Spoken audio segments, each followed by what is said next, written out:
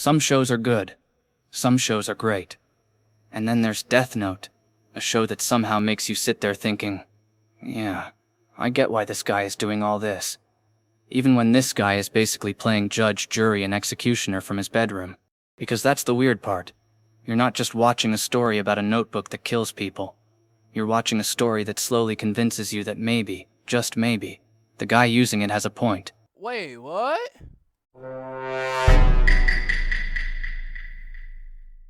So let's start simple. A notebook falls from the sky, not metaphorically, literally. And if you write someone's name in it, they die.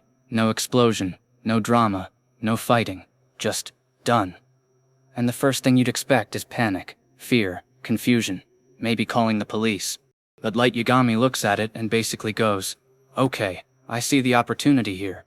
And that right there, that's the beginning of the problem. Light doesn't see himself as a villain. And that's what makes everything so interesting. In his mind, the world is already broken.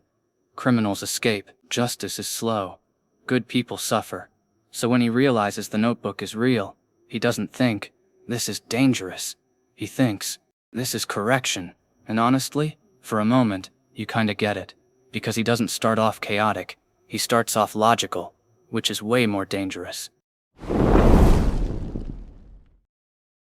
At first, it's controlled. One name, one criminal, one test, then another, and, slowly, without even noticing, Light stops asking whether what he's doing is right. He starts asking whether it's necessary. That's the shift. Not from good to evil, but from doubt to certainty. And certainty is where things start going wrong. And then the show introduces L, and everything gets better instantly. Because now it's not just Light acting unchallenged. Now someone else is in the game. And L is weird. Like really weird. But also terrifyingly smart. He doesn't match Light physically. He doesn't match him socially. But mentally, he's right there. And suddenly this isn't a story anymore. It's a chess match, where both players can see several moves ahead, and still refuse to lose. What makes Death Note so addictive is this back and forth. Light adapts. L responds. Light changes strategy. L tightens the net. Every episode feels like, okay, someone messed up this time. But then the other side pulls something smarter. And you're just stuck watching two geniuses slowly destroy each other's peace of mind, while you sit there thinking, why am I so invested in this potato chip scene? The reason Death Note hits so hard isn't because of the notebook. It's because both sides feel understandable. Light feels logical, L feels necessary, so your brain keeps switching sides. One minute you're like, yeah, Light is right. Next minute, no wait, L is right. And the show never corrects you. It just lets you sit in that confusion. At its core, Death Note isn't asking, who is the hero? It's asking something more uncomfortable. What happens when someone smart enough gets to define justice alone? And the answer isn't clean. Because the more control Light gains, the more isolated he becomes. And the closer L gets, the more obsessed he becomes.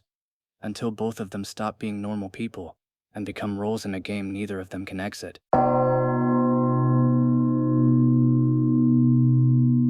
Is Death Note a masterpiece? Yeah, mostly. But it loses some edge toward the end. Not enough to ruin it, but enough that it doesn't stay as tight or as sharp. The beginning and middle, easily some of the best psychological storytelling ever. But the ending feels less controlled. My rating, 4.5 out of 5 stars. Still incredible, just not perfect. And honestly, the fact that people still argue about it all these years later says everything.